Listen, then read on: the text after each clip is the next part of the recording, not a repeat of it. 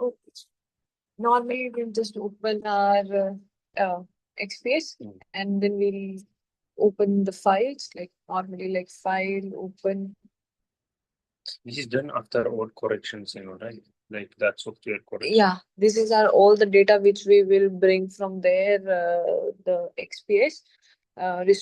Okay, then the way we do it, this is this is mine. I have I want Cerium one, or let's take the oxygen because it will be explained. So I'll just copy the oxygen data. Like this is for 1% Cerium. Oxygen data means O1S. Like in this XPS, it depends on like which elements you're taking. Like in reference. not reference. Like when you are giving for the XPS, you tell like which elemental analysis you want to go to. Like in my case, it was like cerium, aluminium, nickel, oxygen. So I asked for these four. Okay. So they gave me the four. So the similar way we can plot everyone. So I'm going to start with oxygen because its peaks are very good. So it will be easy to learn from here. Okay, so this was just for the 1% cerium oxygen. Okay, similarly, I have three catalysts. Okay, if this is cerium 1, then I'll go 2.5 cerium. Similarly, the oxygen 1s.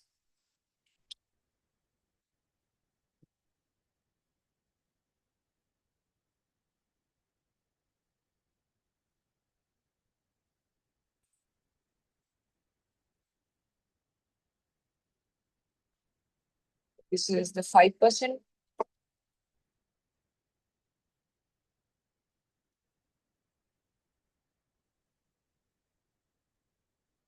And the way we just normally plot it, we'll stack it. Okay, you can see we stacked it. Now we have to deconvolute it. So in deconvolution, what we do, deconvolution is like kind of separating one peak into a set of peaks if you feel like.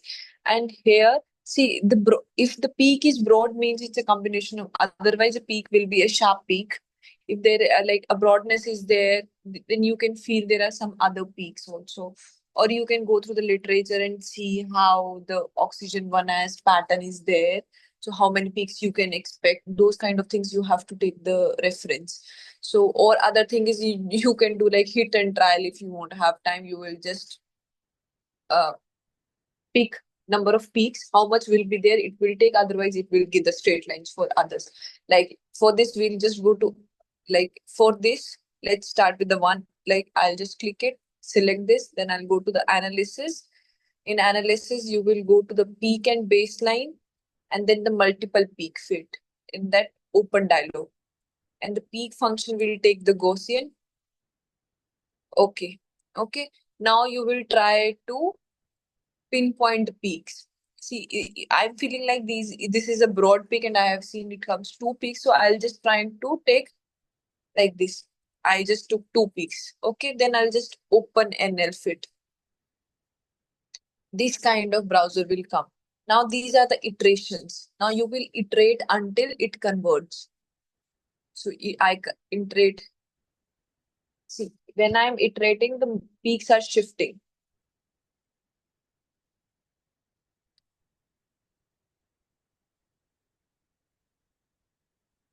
A point will come where it will show that, see, fit converged. When it is converged, you will just press OK and see it will give this. So what this table is giving, it is giving the R square also, how much fit is valid, and it is giving these the x-axis value at which your peaks are there, and it is also giving the area under the curve of each well. So these areas are helpful in calculating, like in oxygen vacancy, I was reading the people in the, like for the cerium, they are trying to calculate how much oxygen percentage is there. So they are calculating on the basis of these area. So what I will do, I'll move it. See, now you can see it's a combination of two peaks. And in my this is a cerium based catalyst, and I learned that there are two peaks. We are also saying one peak is because of, like, they are saying lattice oxygen, and one is because of oxygen vacancy. So these are two. Okay. Then other than that, see, now you can see there are four peaks. One was our original, that the experimental one. The two are which we fitted, and one more, the blue one, is cumulative. Cumulative means that the predicted one. These are the four. Now you just have to means look at pretty presentation. So what you will do, the presentation, we will double click it, you will go there, independent. Okay, this is our the second peak. Then you will go to line. Okay, we will try to fill area under the curve. And see, if we select the normal, what you will do, see, you will see, it will do this. So we will not take the normal, we will do including broken like this. So it will be like this. Then we'll just go to the pattern, and in the pattern, we can change it according to ourselves. Like we can take gradient, two colors, and then this, like this. Okay. And other thing comes the picture when we will fill the second peak. This one, fill area under the curve, this, and pattern like green or two colors or white, apply. You will see this, it's getting hidden, the previous one. Then what we will do, we will make it transparent a little, like 20 or mostly 40. I go between 20 to 40. See, this is better. That's all in this. And you know how you can change the width of lines, these two, that you can do. These kind of things. This is all. Okay. Like you selected two random pointers here Yes. because it's like overlapping. Yeah. But if it is not overlapping, if you find some kind of pattern like Yeah. three peaks coming, Yes. so you have to point those 3 points. Yes. Okay. You can find, and so the good thing is, see, let's take this. And if you're feeling that multiple peaks is there, you can take multiple points. But and that's what I'm saying. How many peaks will be there? It will showing those only peaks. Otherwise, for other, it will show a straight line. Like let's try it. Like normally multiple peak fit or saying it's already. Let's take this. Like we think there is also peak. We took 3-1. See, now we will just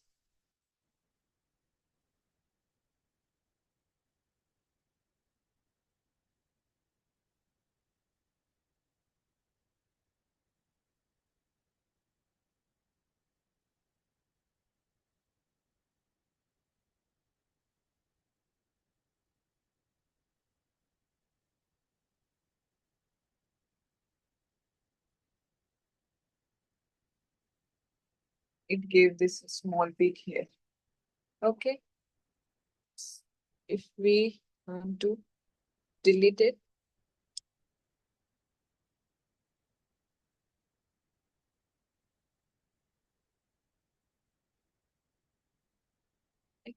kind of.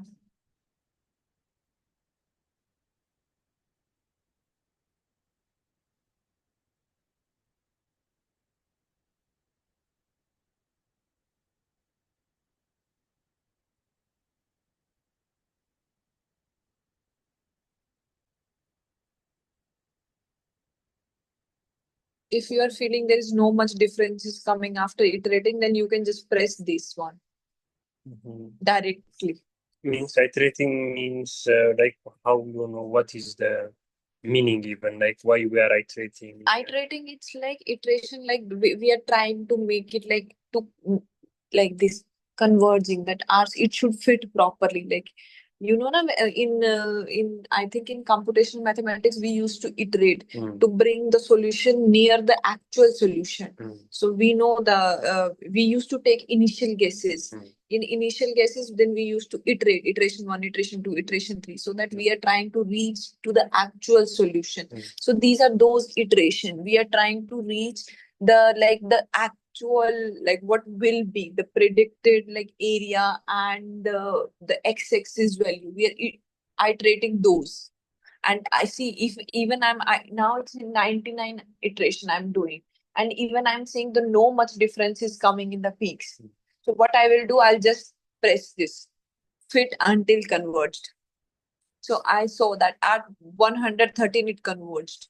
But why don't we directly do that then? Then we will not be able to see that. If you will directly do it, sometimes it happens like there is some, like I feel like I'm not able to see like what is happening in my iteration. Otherwise it can give the same. See, now what you saw,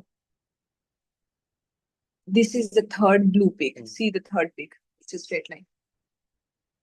So we don't need that. Yeah, so what we will do, if you want to remove this, don't cancel it from here, just remove this from here, unselect it, it will go. This is it. Okay, the most difficult thing or things that I have to be careful is what? It's like this. This was a very good. That's why I started with the oxygen, because it's a up book. Very pretty. So what happens in these cases, like the one which I'm trying right now? See this one. These are because nickel doesn't, see, alumina and oxygen give a very good nice piece. So we don't have need to like worry. We'll just, but in these kind of cases, we don't know. Okay. So for those things, it's like I take firstly from like visual judgment, I like, okay, there will be a one peak because this hump is coming, then again hump is coming. So on those visual, I think like there is a peak. Then other thing I do is like I'll check the literature, like what people have reported, like how many peaks they go for, they got it for nickel 2p. Okay, these kind of things. And am I getting the humps on the almost similar places or those kind of things? Then I do it. Then right now I'm doing it. It's like just a hit and miss. I was not able to do this, so I tried to do this one.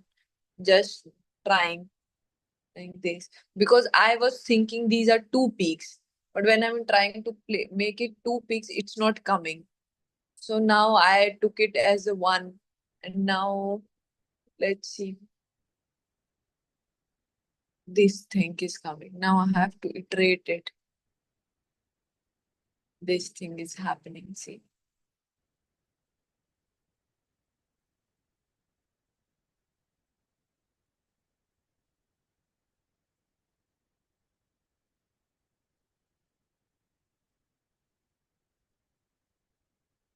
I think it's not.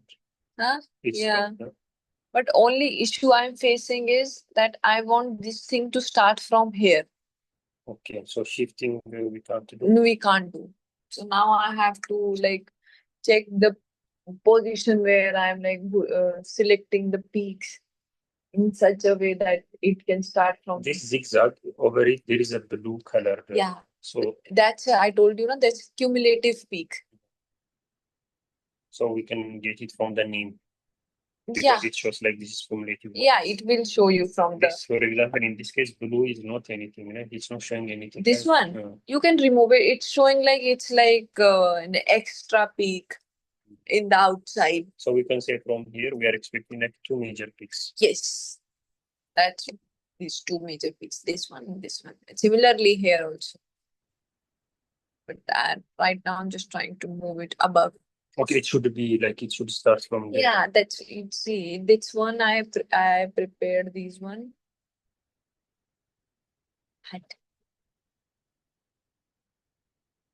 See, this is for cerium. This is the oxygen one, which I showed you.